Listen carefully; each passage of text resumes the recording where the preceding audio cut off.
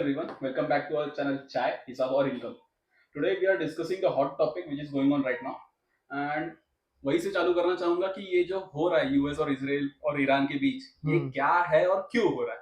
So basically, Iran is not a nuclear state.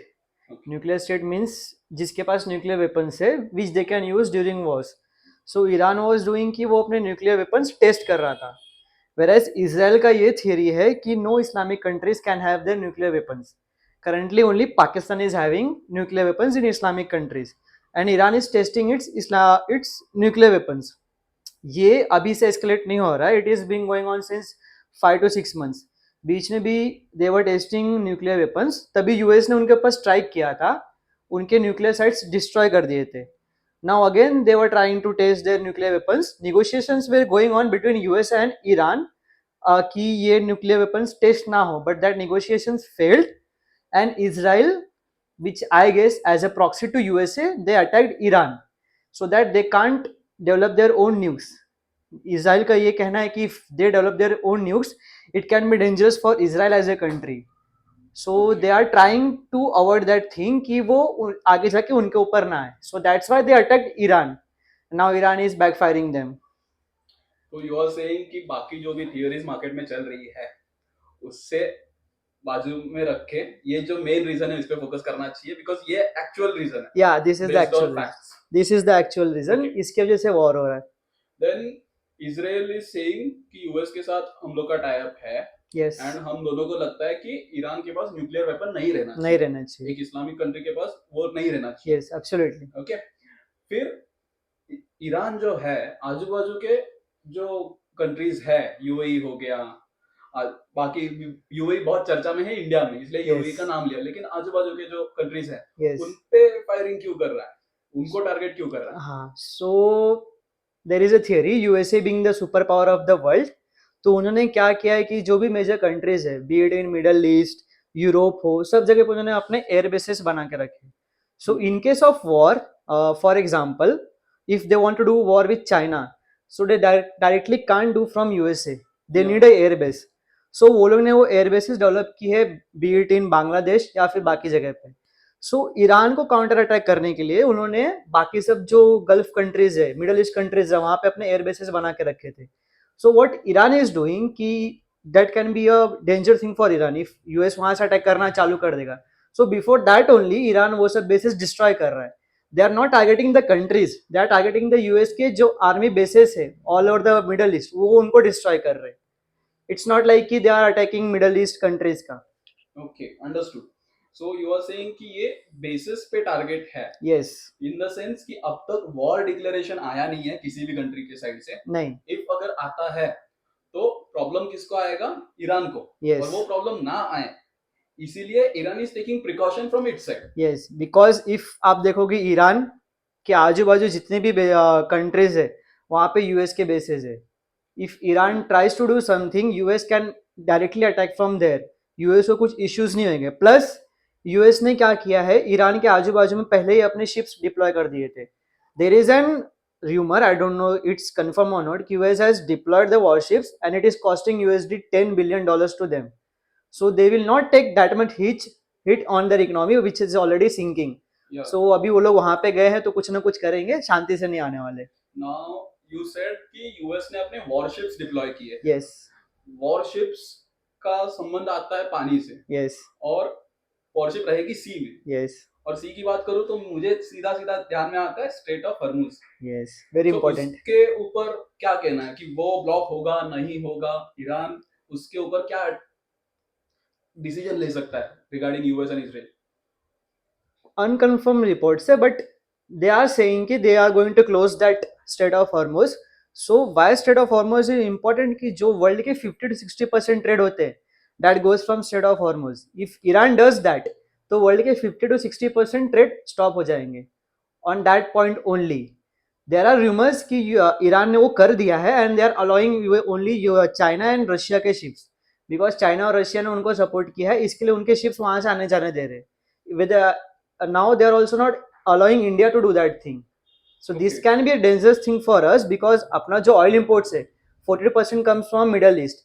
If वो आना बंद हो गया, we do have reserves oil का, but if the war escalates और आगे हम्म, चलते रहा तो it can be a danger thing for us also. okay. So you are saying कि चाइना की ships allowed है, रशिया की Yes, ships allowed है, yes, but I am saying कि India has good ties with Russia. yes. So are we gonna get any diplomatic benefit from Russia regarding this? Because मैंने अब तक news देखे नहीं है. हाँ. You said कि ये डिस्कस करना है, तो I was very blank कि आप न्यूज लेके आओगे, मैं अपने पोर्टफोलियो के रिगार्डिंग क्वेश्चंस जो भी मेरे पास रहेंगे वो मैं पूछूंगा. Right. तो मेरे को एक चीज क्लियरली दिखती है कि आज के टाइम पे इंडिया का डिप्लोमेटिक स्टेटस बहुत सही है. Hmm. तो India has taken very good steps. So now India is well focused. Hmm. India के रिलेशंस बहुत अच्छे बने रहे हैं आज तक. तो रशिया के साथ जो अपना रिश्ता है Hmm. उसका हेल्प होगा क्या यहाँ पे? Basically yes. Russia can easily export from there. अगर वहां से एक्सपोर्ट कर सकते तो इंडिया में easily ऑयल आ जाएगा. Even Russia has offered steep discount for its oil. So बीच में अभी क्या हुआ था, due to the tariff and all that situation, हम लोग ने रशिया से ऑयल लेना बंद किया था. Now again they are offering cheap oil. So there is a chance कि the Indian refiners will start importing again from Russia. And वो पहले जो डिस्काउंट मिलता था उससे भी ज्यादा डिस्काउंट में मिलने वाला है. So again we are going back to Russia for oil imports. अपने लिए उतना इश्यू नहीं Okay. होना चाहिए. रशिया स्टेट ऑफ हॉर्मोज से अपने को ऑयल इंपोर्ट करके दे सकता है इंडिया में. स्ट्रेट ऑफ हॉर्मोज जो है उससे ऑयल इंपोर्ट एक बड़ी चीज आती है. Yes. लेकिन यू से कि बहुत ज्यादा एक्सपोर्ट वहां से होता है. Yes, yes. वो एक इम्पोर्टेंट पार्ट है इंडिया के इंपोर्ट्स के लिए. Yes. Then will any other sectors impacted? Textile. Feel होगा. Textile will be impacted the most. We Okay. are exporting to USA, Hmm. Europe. If the Okay. state of Hormuz closes down, अपना exports नहीं हो पाएगा इतना, and which is why the textile industry will take a hit in India. This is जो- my thinking if the war escalates. जो अभी latest FTS हुए थे, फ्री हाँ, ट्रेड हाँ, एग्रीमेंट हाँ, जो हाँ. हुए थे, Right. उनको बड़ा प्रॉब्लम दे सकता है ये चीज. कुछ benefit ही नहीं होगा if the state of Hormuz closes. Okay, understood. तो ये सारा जो सिनेरियो चल रहा है इसका मार्केट पे क्या असर हो सकता है? मार्केट, इंडिया का मार्केट क्या रिएक्शन दे सकता है? Market as in stock market, Right. जो निफ्टी 50 है, जो बॉम्बे स्टॉक एक्सचेंज का सेंसेक्स है, वो कैसे रिएक्ट कर रहा है? आज तक का जो रिएक्शन था उसको लेके मैंने आगे पोर्टफोलियोज में क्या चेंजेस करने चाहिए, कैसे मेंटेनेंस करना चाहिए पोर्टफोलियोज का? So if you look into the chart, this is the time when the war started. उसके बाद आप देखोगे market has corrected from 25,500 to 24,400, almost 1,100 points. Yeah. That is close to 5% on Nifty.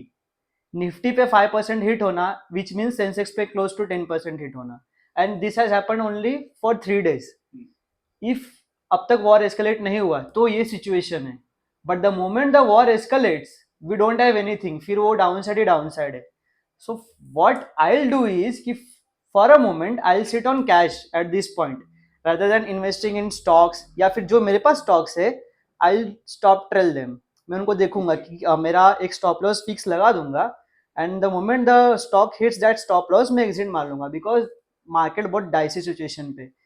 Understood. Indian markets are performing well compared to the other markets. या because when I look at the markets, मैं जब मेरा equity research वाले दिन फिर से लाता हूँ यहाँ पे and I start doing those things, I see कि fundamentals are not being affected. Yes. और ये जो मार्केट में इम्पैक्ट दिख रहा है इसका और फंडामेंटल्स का कुछ लेना देना है नहीं.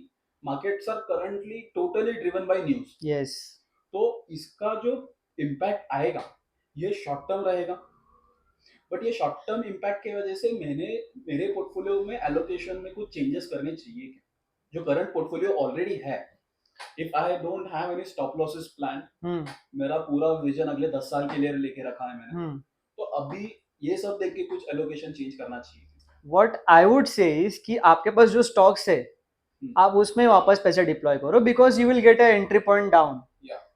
क्या हुआ है मार्केट में, it's a free fall, panic button दब गया है. FIIs are selling, even if FIIs started selling तो रिटेलर्स भी सेल करना स्टार्ट करते हैं. तो आपको वो अपॉर्चुनिटी मिलेगा कि भले स्टॉक कोई भी खराब रहेगा, कितना भी खराब रहेगा. For example Syrma SGS, good stock EMS sector में है, but it has been falling down because of this news only. तो you can take an entry in that stocks कि आने दो नीचे, for a moment wait for the clarity. अपने को नहीं पता कि वॉर कितना एस्केलेट होगा, because what Donald Trump has said is कि एक वॉर कम से कम 4 to 5 वीक्स चलेगा इफ ईरान शांत नहीं बैठता है तो. And I don't, looking at the situation, I don't think so Iran शांत बैठेगा. तो ये वॉर 4 to 5 वीक्स चलेगा, मतलब क्लोज टू 1 month चलेगा. That is what Donald Trump says, but I think ये उससे ज्यादा जाएगा. So better Understood. For a moment we should sit on cash. आपको लेना ही है तो गोल्ड ईटीएफ लो, या फिर ईटीएफ्स लीजिए, या फिर निफ्टी, बैंक निफ्टी के निफ्टी 20 ये सब ले लीजिए. So what? Stock specific I won't recommend as of now. हाँ, तो ऐसे सिचुएशंस में as a MFD mutual fund distributor मैं प्रेफर करता हूँ क्लाइंट का जो पैसा आ रहा है वो लिक्विड फंड्स में डाला जाए या फिर डेट फंड्स में डाला जाए और वहां से एसटीपी किया जाए. Right. But then you said कि you are staying on cash. Yes. So if I am doing STPs from debt funds, so should I wait some time to start an STP और अभी से STP करूँ तो कोई issue नहीं है? You can start from now because Yeah, mutual right. fund managers, they manage their risk. Yeah. They don't bully on a specific stock. They have a diversified portfolio. What happens to the retailers is कि retailers के पास एक specific list of stocks रहते हैं 10 या 15, Yes. वो उसमें ही खेलते हैं. So I am taking a risk कि मैं कोई एक स्टॉक में लेके बैठा रहूंगा, क्या होएगा, Understood. Daily 5 to 10% it will hit down. तो mentally for a retail investor it will be exhaustive. Okay. So if Understood. You are invested in mutual fund I would recommend कि you do stay there only. वहां से कुछ withdraw मत कीजिए. But if you are on stock, start pulling out some money, wait for the right entry because we don't know what the situation is going to happen. because Pakistan Afghanistan का war चालू है. Even ये चालू है now. What I have heard is, what I have read about is UAE is also planning to attack Iran now. Understood. So the situation is escalating and Iran is not backing down. Even Israel is not backing down. Yeah. They are killing the Lebanon का leader, Hezbollah के leader को मारा उन्होंने.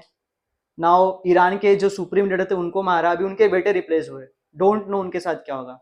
Because within 24 hours they killed supreme leader of Iran. Yeah. तो चीजें बहुत fast escalate हुई है, बहुत फास्ट. लेकिन उतना ही फास्ट डी एस्केलेट भी हो सकता है. हो सकता है. एंड जो लॉन्ग टर्म पोर्टफोलियोज है, स्पेशली जो म्यूचुअल फंड पोर्टफोलियोज है, उन्हें टच करने की जरूरत है नहीं. शॉर्ट टर्म के लिए आज तक जो लोग वेट कर रहे थे कि या फिर जिसका गोल अभी बहुत नजदीक आ चुका है, they should start divesting in debt. Yes. उनको अपने इक्विटी फंड्स को डेट में ट्रांसफर करना चालू कर देना चाहिए था बहुत पहले. अब तक किया ना हो तो अब भी करना चाहिए, नहीं तो इससे बहुत ज्यादा बुरा असर पड़ सकता है पोर्टफोलियो पे इन द शॉर्टर टर्म. जो लॉन्ग टर्म कर रहे हैं इवन डायरेक्ट स्टॉक्स या फिर म्यूचुअल फंड्स, उनको तो वही करना है कि भाई लॉन्ग टर्म स्ट्रेटेजी जो प्लान आउट थी वो खेलते रहो. ये जो भी चल रहा है this is very short term. And short term हम लोग कर रहे हैं, लेकिन इफ एज द रूमर्स गो, क्या ये वर्ल्ड वॉर 3 है? Indications are there this can be World War 3. What has happened is even UK is saying to America कि you use my air bases to attack Iran. So everyone is against Iran. And there are also rumors कि China and Russia are planning to enter this thing. Russia is already in war with Ukraine. Now they are planning कि हम लोग Iran को support करेंगे. सो मैंने जितना history पढ़ा है और जितना वर्ल्ड वॉर्स को स्टडी किया है, what I have seen is दोनों वर्ल्ड वॉर्स जब हुए तब इंडिया में ब्रिटिश थे. और वो टाइम पे मैंने जो देखा है कि इम्पैक्ट जो आता है, मेजर इम्पैक्ट, वो यूरोपियन कंट्रीज पे आता है. राइट. बाकी की जो भी कंट्रीज है वो जितना पार्टिसिपेट करेंगे उतना उनकी इकोनॉमी को हार्म होता है. लेकिन इंडिया पे वैसा डायरेक्ट हार्म कभी आज तक हुआ नहीं है किसी भी वॉर का. इंडिया की इकोनॉमी पे हो या फिर इंडिया के इंफ्रास्ट्रक्चर पे, right? So even if a world war happens and if we stay just like जैसे पहले है रह चुके हैं अपन, लास्ट 2-3 जो वॉर्स अब तक दिखे हैं अपने को, पोस्ट कोविड जो भी वॉर लाइक सिचुएशंस आई है, जो भी चल रहा है, उसमें इंडिया ने जो स्टांस लिया है वैसा ही स्टांस अगर आगे रहता है तो आई डोंट थिंक कि इंडिया के फंडामेंटल्स में कुछ चेंज आएगा या फिर इंडिया के फंडामेंटल्स की वजह से कुछ चेंजेस होंगे मार्केट सिनेरियो में. जो भी रहेगा सेम न्यूज बेस्ड रिएक्शंस रहेंगे. तो long term investing should not stop because of anything. Right. Long term investments को जगह पे रखो. एंड जो पहले बोला गया था कि लाइक आशीष सेड कि अब भी अगर पैसे डालने हैं तो ईटीएफ्स में डालो, लेकिन एक पोर्टफोलियो एलोकेशन का पार्ट होता है. ETF should be part of your portfolio. वो पूरा पोर्टफोलियो नहीं होना चाहिए. ऐसा नहीं है कि इक्विटी में से सारा पैसा निकालो और ईटीएफ में जाके डाल दो. गोल्ड ईटीएफ हो गया, सिल्वर ईटीएफ हो गया, कमोडिटीज है, ये आपके पोर्टफोलियो का 20% होना चाहिए. 20% इज एन अप्रॉक्स अमाउंट. हर किसी के पोर्टफोलियो का उसके रिस्क एपेटाइट से ऊपर नीचे होता है. तो 15 से 20% के बीच में आपका पोर्टफोलियो में गोल्ड ईटीएफ, सिल्वर ईटीएफ, ये चीजें होनी चाहिए. थोड़ा बहुत रियल एस्टेट होना चाहिए. तो उस हिसाब से अभी अगर इन्वेस्टमेंट की इच्छा है तो ETFs are a good place to go, क्योंकि जब भी वॉर लाइक सिचुएशन आती है तब तक गोल्ड बहुत अच्छा रिटर्न्स देता है. Gold prices they shoot up. they shoot up, yeah. And जो लॉन्ग टर्म पोर्टफोलियो है उसमें इक्विटी में रहा जा सकता है, कोई प्रॉब्लम नहीं है. I would recommend कि this is the best time to buy. Sit on cash, थोड़ा वेट करो, फिर खरीदना चालू करो, because you will get the stocks at discount. Yeah, and buy in a staggered position. Right. If you are stuck, SIPs करो, direct stocks ले रहे हो तो उसमें भी SIPs करो. हर दिन Absolutely. थोड़ा थोड़ा थोड़ा थोड़ा लो. एक स्टॉक पसंद आता है आज उसमें जंप मत करो. हाँ. थोड़े थोड़े थोड़े स्टॉक्स लेते रहो. absolutely. Larsen and Turbo, if you Yeah. can look, 2 दिन में 10 to 13% fall आया, because उसका exposure मिडल ईस्ट में ज्यादा है. But what I am saying is कि this is the right time to enter L&T. Yeah. आज सुबह का एक न्यूज है कि Larsen and turbo was the one fabricating India का INS आद्रिमन या हाँ, ऐसा हाँ, कुछ हाँ, नाम है, हाँ. नया नया लॉन्च हुआ है और उसका फैब्रिकेशन का काम L&T ने किया है. हाँ. तो वॉर लाइक सिचुएशन है, India will pack their bags कि भाई यहाँ पे कुछ इशू होता है तो अपने पास अच्छा इक्विपमेंट रहना चाहिए. और ऐसे अच्छे इक्विपमेंट्स में लार्सन एंड टर्बो जैसा कंपनी अगर पार्ट ले रहा है तो these are the stocks you should look for. Larsen and टर्बो इज एन एग्जांपल. ये कोई स्टॉक रिकमेंडेशन नहीं है. Yeah, this is not a stock recommendation, please. सो ऐसे स्टॉक्स को ढूंढो कि जो आगे जाके आपको रिटर्न्स दे पाएंगे. लार्ज कैप स्टॉक्स में इन्वेस्ट करो फिलहाल don't look at small cap, don't look at mid caps. Long term portfolio का टेन्योर देख रहे हो तो फिर ठीक है, लेकिन शॉर्ट टर्म में large cap are the things to go for. और शॉर्ट टर्म भी मैं बोल रहा हूँ, शॉर्ट टर्म का डेफिनेशन मेरे लिए होगा 3-5 साल. हाँ. नॉट लाइक एक साल में मुझे पैसे निकालने, एक साल में पैसे निकालने और भाई वो डेट फंड्स में ही रखो.